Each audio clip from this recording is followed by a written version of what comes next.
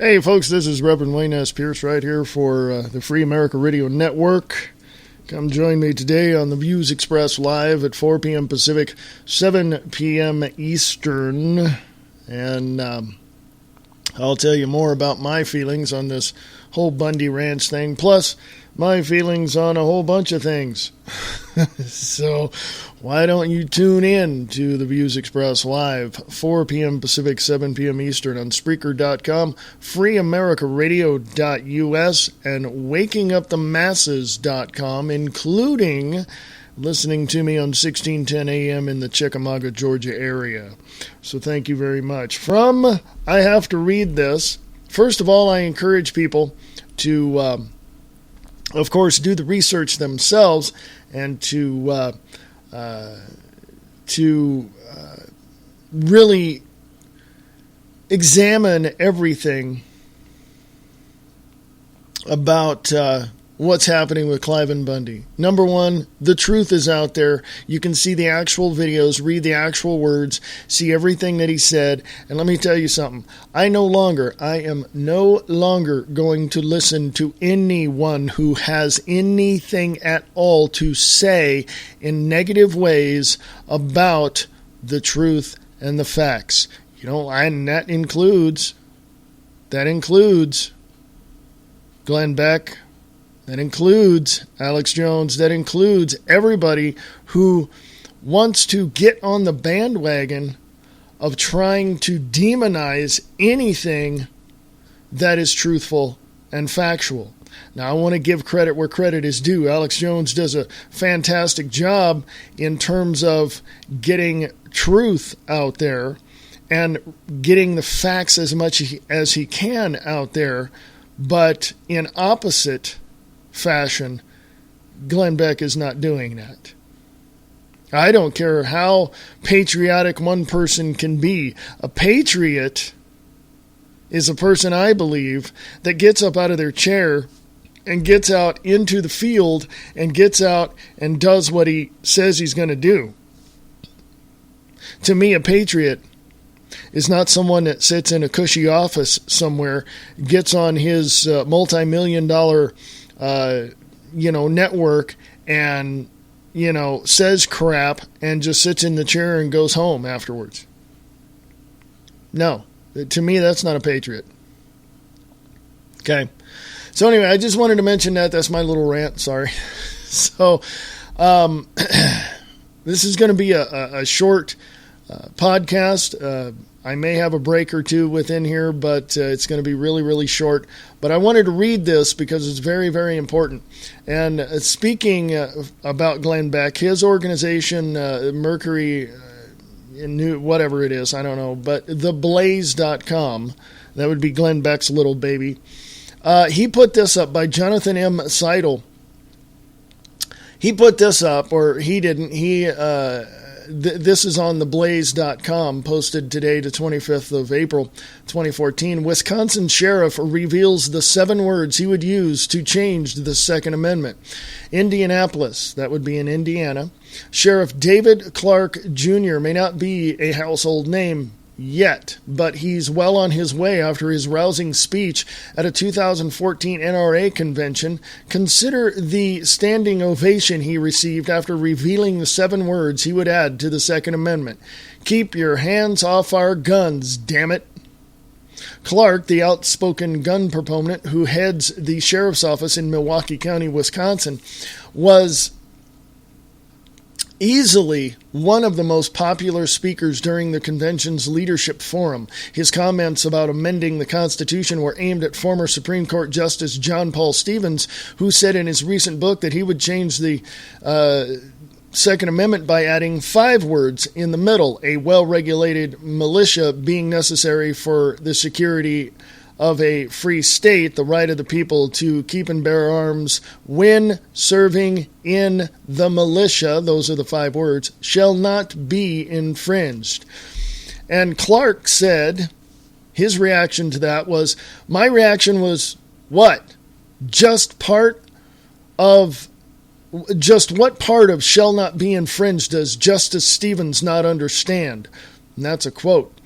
That comment drew another standing ovation, but he wasn't done there, going on to say he was sick of the Second Amendment being the bastard child of the Bill of Rights. Quote, "The armed citizen made America free, and the armed citizen will keep America free," Clark said, also calling the armed citizen the great equalizer, and giving examples of three such instances in his area. Quote, "Those firearms in the hands of law-abiding citizens saved people's lives," he added, declaring damn well meant it when he took his oath to defend the Constitution.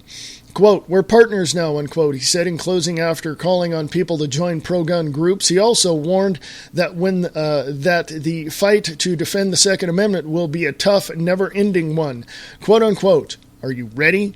The answer seemed to be found in a final standing ovation. You can watch the speech below via rightscoop.com. But anyway, it's 11 minutes long.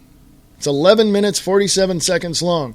I'm going to put this up on the Wayne S. Pierce Show Facebook page, and I'll just share it up on the Wayne S. Pierce Show Facebook page.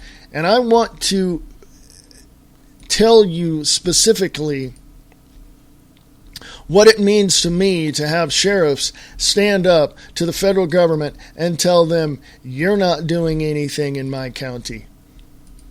It means a hell of a lot. And I can tell you straight up right now that I applaud Sheriff David Clark Jr. as much as I applaud Cliven Bundy down in Bunkerville, Nevada. Okay? I can only speak for myself when I say this. I know who I am. I know exactly who I am. I know my faults. I know my problems. I know certain things that I do. I know what I cannot do. I know what enables me to be empowered to be the person I am. Okay? No one else has a right to do anything against me at all. No one has that right. Like Bill Cooper, the late Bill Cooper said, you draw that line in the sand and you say, if you cross that line, I'll kill you. That's where your rights begin. And I totally and absolutely believe in that. Because I also believe that no one should take my stuff and the government should get the hell out of my life. That's what I believe. I'm not anti-government. What I am specifically is anti-corruption. And you know full well in every level of governance in this country, including Washington, D.C., down to the littlest town in America, there is corruption everywhere. We need law-abiding citizens to strap on their weapons, to put on their guns, to go in that sheriff's office and to go to the city council meetings, and you tell them, we have the Constitution behind us, you don't. Because anybody that would ever get up in the morning to go out and purposely in their mind with a bunch of other people try to suppress the rights of other people do not deserve to be on the city council or any part of your governance. Period. Okay? And that means, in the overall picture of things, that we have a shadow government running everything behind the scenes. Yes, we do. Go look it up. Examine it. We have all of this happening from Washington, D.C. And I guarantee you, we the people will stand up and say enough's enough. When? Oh, I think it's about ready to happen.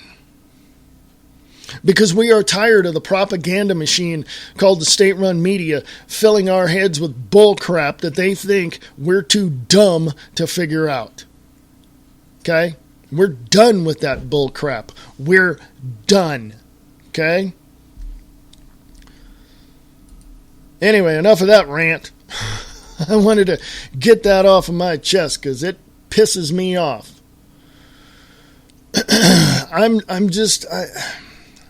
I'm at the point now where it, I'm at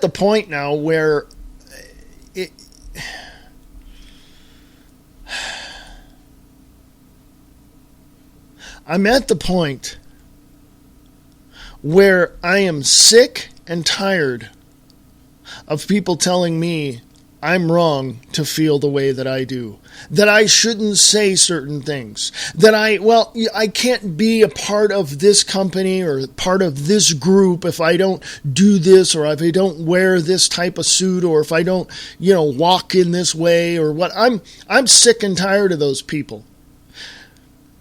And I say that with this in mind. I live in Nevada. It's a right to work state. Right to work, when you go look it up and look at who originated it, who built it, who created it, who produced it, you can go look at the Taft-Hartley Act of 1935. You can go look at the New Deal of 1933. You can go look at President William H. Taft, President of the United States. You can go look at all of that and where that all came from after you go look at the information about the creation of the Federal Reserve and the Internal Revenue Service, created by the Rothschilds and the Rockefellers and signed into law by President Woodrow Wilson. You create a corporation, then you suppress the people in that corporation, and you pay them very little, so they're stuck in that corporation, so they can't get out of it and do something better for their lives. Am I anywhere near wrong in that assessment? Am I? Am I anywhere near wrong in that assessment? I didn't think so. A right-to-work state tears down unification, totally abolishes it, okay? Totally abolishes it, all right? I don't know why people even want to be in a right-to-work state. Now, I know Wikipedia has some good stuff and some bad stuff, but this is what they say. This article is about the U.S. laws that limit collective bargaining. Do you know what that means? Limited collective, that means breaking the unions. Okay, breaking the unions. For the human rights concept aimed to guarantee jobs, see right to work. For the Indian law guaranteeing employment, see Mahatma Gandhi National Rural Employment Guarantee Act. And let me go on here. It says here, a right-to-work law is a statute in the United States that prohibits union security agreements or agreements between labor and unions and employers that govern the extent to which an established union can require employees' membership, payment of union dues, or fees as a condition of employment, either before or after hiring. Right-to-work laws do not, as the short phrase might suggest, aim to provide a general guarantee of employment to people seeking work, but rather are a government regulation of the contractual agreements between the employers and labor unions that prevents them from excluding non-workers or requiring employees to pay a fee to unions that have negotiated the labor contract of all of the employees work under. Right-to-work provisions, either by law or by constitutional provision, exist in 24 U.S. states. There was 22 about 2 years ago. Now 2 of them signed it into law. Mostly in the southern and western United States, but also included, as of 2012, the Midwestern states of Michigan and Indiana. Business interests represented by the Chamber of Commerce, who lobbied extensively to pass right-to-work legislation. Such laws are allowed under the 1947 Taft-Hartley Act, Federal Taft-Hartley Act, 1947. I said 1935. I apologize. I was wrong. A further distinction is often made within the law between those employed by state and municipal governments and those employed by the private sector with states that are otherwise union shops, i.e. pay union dues or lose the job, having right-to-work laws in effect for government employees. Before the Taft-Hartley Act of 1947. Before Congress passed the Taft-Hartley Act over President Harry S. Truman's veto in 1947, unions and employers covered by the National Labor Relations Act could lawfully agree to a closed shop, in which employees at unionized workplaces must be members of the union as a condition of employment. Before the Taft-Hartley amendments, an employee who ceased being a member of a union for whatever reason, from failure to pay dues to expulsion from the union as an internal disciplinary punishment, could also be fired if the employee did not violate any of the employer's rules. The Taft-Hartley Act allowed the closed shop. The union shop rule, which required all new employees to join the union after a minimum period after their hire, is also illegal. Under the law, it is illegal for an employer to force an employee to join a union. A similar arrangement to the union shop is the agency shop, under which employees must pay the equivalent of union dues, but need not formally join such union. Section 14B of the Taft-Hartley Act goes further and authorizes individual states, but not local governments, such as cities or counties, to outlaw union shop and agency shop for employees working in their jurisdictions. Under the open shop rule, an employee cannot be compelled to join or pay the equivalent of dues to a union, nor can the employee be fired if he joins a union. In other words, the employee has a right to work for a willing employer, regardless of whether or not he is a member or financial contributor to a union.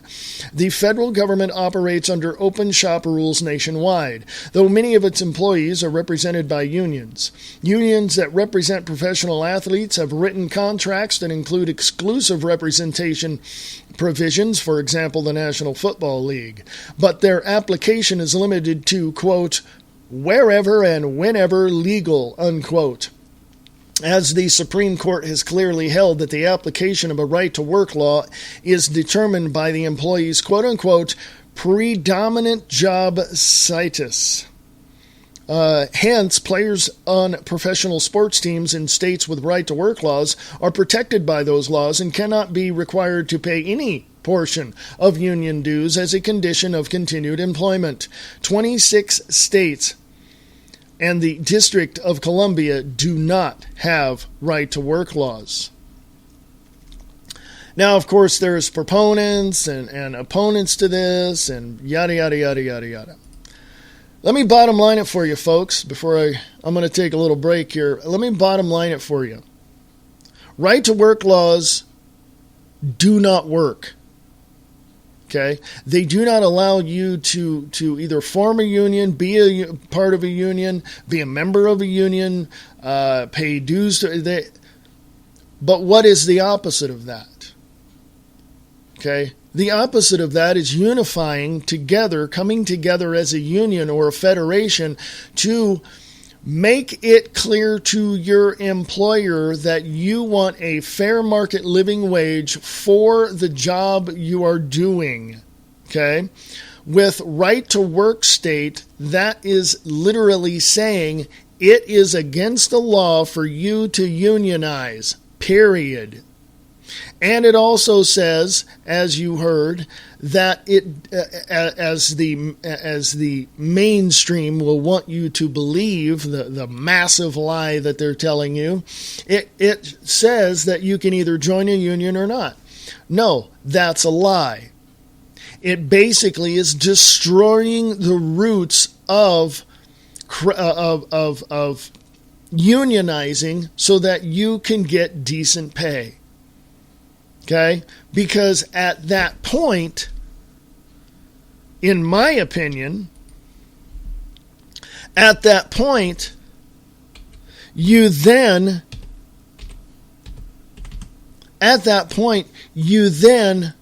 when you are thinking, when you're in an open shop or when you're working in a non-union organization, when you think, I want to form a union and get these people together like they're trying to do in the college football arena at this point, in college football, what the state is going to do is saying, oh, you can't do that.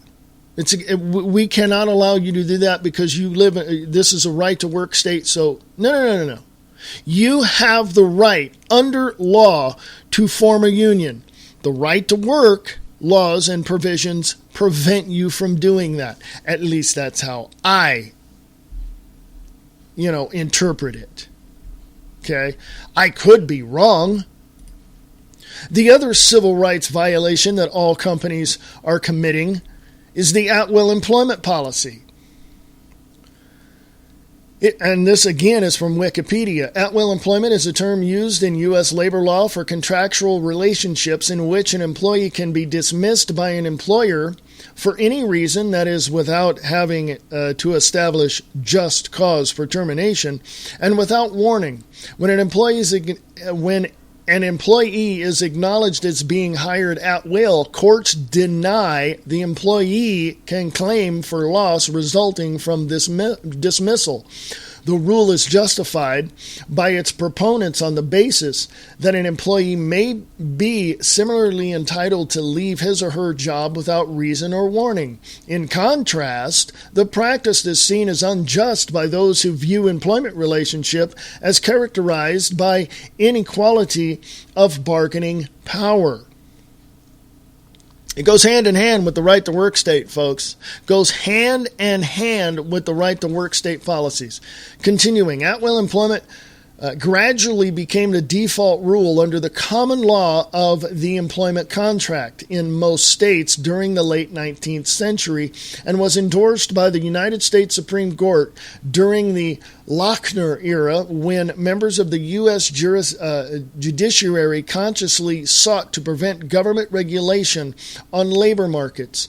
Over the 20th century, many states modified the rule by adding an increasing number of exceptions and by changing the default expectations in the employment contract altogether. In workplaces with a trade union recognized for purposes of collective bargaining, and in many public sector jobs, the normal standard of dismissal is that the employer must have just cause. Otherwise, subject to statutory rights, particularly the discrimination prohibitions under Civil Rights Act, most states adhere to the general principle that employer and employee may contract for a dismissal protection they choose. At-will employment remains controversial and remains a central topic of debate in the study of law and economics, especially with regard to the macroeconomic efficiency of allowing employers to similarly and arbitrarily terminate employees. So there you go, folks. Hand in hand with the right to work policies. Hand in hand. I don't know what else to tell you. I really don't. We've got tyrants running Washington, D.C. Okay? We got tyrants running Washington, D.C. I don't know. I told you this was going to be a short podcast, and I really wanted to make a short podcast because I have the Views Express coming up at 4 p.m. Pacific, 7 p.m. Eastern. So I'm gonna give my final words now. Okay, I was going to take a break, and like I said before, but this is short, so I don't want to do that. So, I'm going to give my final words now. Number one, we need to kick the tyrants out of Washington, D.C. I don't care who the hell they are. I don't care how many of them there are. We need to kick them out. They need to go bye-bye. They need to retire. They need to go to jail. They need to be tried for treason. Yes, I said so. They need this, okay? That's my opinion. That's my view. That's my perspective, because of what I see coming out of Washington, D.C. Secondly, we need to look at people like Sean Hannity, Glenn Beck, all these neocons that are out there, all these people that are twisting the words and spinning the propaganda to suit their own needs, we need to put them out of business. Now, how are we going to do that? Don't listen to them. Turn them off. Write letters to their sponsors. Email their sponsors. Tell other people not to go to their sponsors. That's just the way it is. Third, let me say this. The only people that will ever know the truth is the people that seek it out, period. In other words, you don't have to believe me. You don't even have to believe Glenn Beck or Sean Hannity or Alex Jones or anybody of that nature. You need to go out and look this stuff up yourself. You will only know the truth if you find it. If you're willing to get up off your butt and go out and search for it. Okay? This is what we all do. It's called common sense. If you don't know something, it's better to go out and find it and search for it and have it. Even if you don't tell anybody else, it's for your own curiosity. You need to go out and do this stuff. Okay? So I'm just saying, I'm just putting it out there. The only truth that you'll find is the truth that you find yourself. I mean, what is true for you is true for you. Don't believe anybody else. Go out and find it yourself, basically, is what I'm saying. So anyway, I'm going to get out of here. I'm going to go prep for the Views Express Live at 4 p.m. Pacific, 7 p.m. Eastern at freeamericaradio.us, wakingupthemasses.com, and on 1610 a.m. broadcasting in the Chickamauga, Georgia area. So, go check out freeamericaradio.us and Free America Radio on Facebook. And I will talk to you soon on the Free America Radio Network at the Views Express Live, 4 p.m. Pacific, 7 p.m. Eastern, right there at freeamericaradio.us.